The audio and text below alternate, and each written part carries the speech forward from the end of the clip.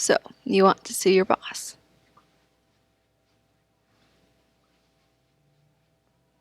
Hello, I'm Dale Bohm, and I'm a lawyer.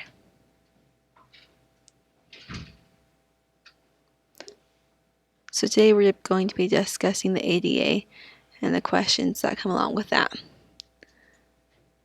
Now, legal questions can be complicated to answer.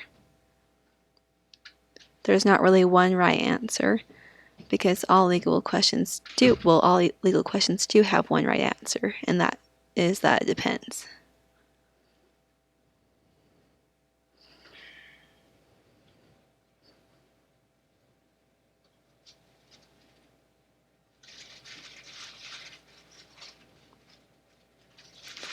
So what that means is the answer that I explain is going to be a general answer, but your specific situation may be different. So what you need to do is go counsel with a lawyer. This cannot serve as a replacement for a lawyer. You need to go and talk with your own lawyer. This can help you to comprehend and think about questions that you want to discuss with your lawyer.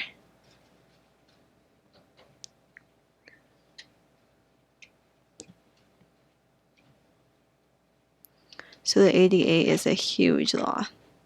There's many, many appendages to it. So today, am I going to be discussing the whole thing? No, I'm just going to be starting a part. I'm going to be relating to Title I. But again, I won't be talking about all of Title I, just a specific part, the very beginning. And then we'll continue to expand on that as we go along.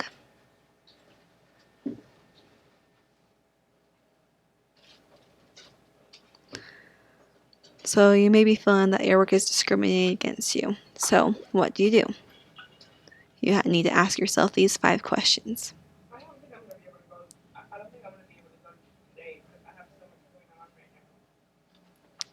First, does my boss work for the state? Like, for example, Massachusetts,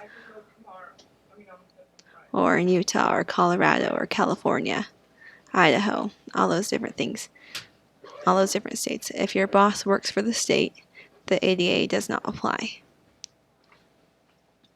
It's no good in your situation. Now, there may be another law that applies, which is 504, but we'll discuss that later. But once again, don't try with the ADA if your boss works for the state. So you're thinking, why is it important to know? But when you go to HR or your boss and you're filing a complaint about discrimination and you bring up the ADA, they won't care. They'll ignore your request. So it's important to know if they work for a state, put the ADA aside and focus on 504, which we'll discuss later. So the next thing you need to do is think about how many workers there are. If there's less than 15 employees, if there's less than 15 employees, that once again means the ADA will not apply.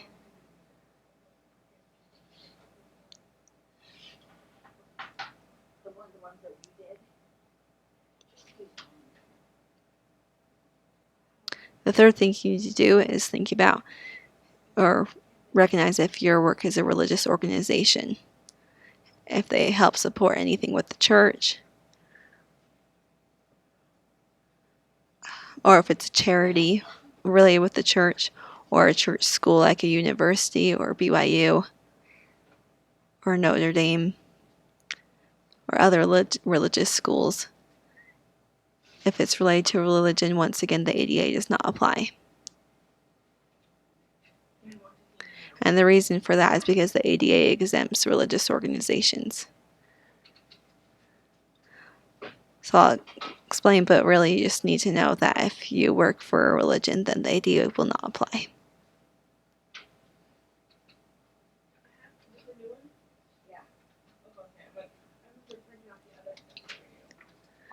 But if you work for a nonprofit organization, they do need to follow the ADA. A lot of nonprofit organizations think that the ADA exempts them as well because they are similar to religion. But nonprofit organizations have to follow the ADA.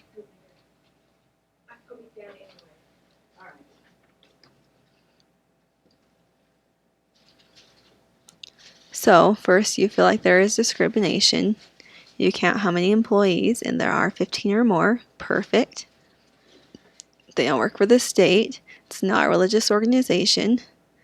That's great. That means the ADA does apply. So what does it mean, discrimination? If your boss fires you and you try to apply the ADA, you need to think about why. And you would say, well, I'm deaf. But that's not enough reason. If you're fired and you're deaf, that's not enough. But if you're fired because you're deaf. So how do you prove that that's why you were fired? Is because you were deaf. So say you ask for an interpreter and they tell you no, you need to put that down. Or say you go to a staff meeting and there's no interpreter there, and you once again ask for an interpreter and they say that you don't need one. And the discussion that you're having is just going over your head. And maybe they even give you a paper that explains it, but not really in depth, just the basic understanding. And so later you're worried because you are worried about something and they tell you that they already explained it in the meeting. You said, well, I didn't get any of that. That is discrimination because you're deaf. Yeah, I'm just coming straight back. So say you work for a standard job and then your supervisor comes in and they're watching you. Other workers, they're just leaving them be. But once again, you're alone. That's discrimination because you're deaf. And say all of the workers go to the conference, but you're left alone.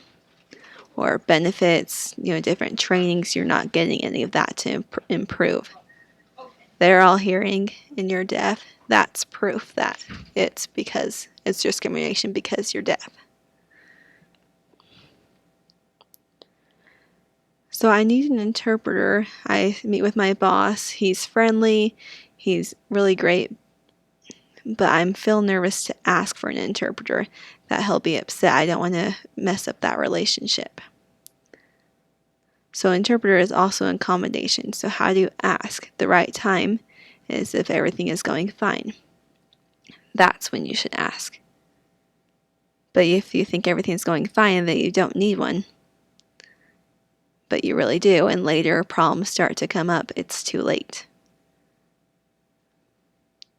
As things get progressively worse, and then you ask for an interpreter and they shoot down your request, and once you're fired, you say, I need an interpreter. And they say, why didn't you ask? So how do you ask? You need to write it down. You always need to write everything down. It's fine to bother them about that, but you also need to write a formal request. So that later, maybe suppose they say no when you ask that formal request, and once again you ask that you need an interpreter, and they say that you didn't ask, but you have proof that you did.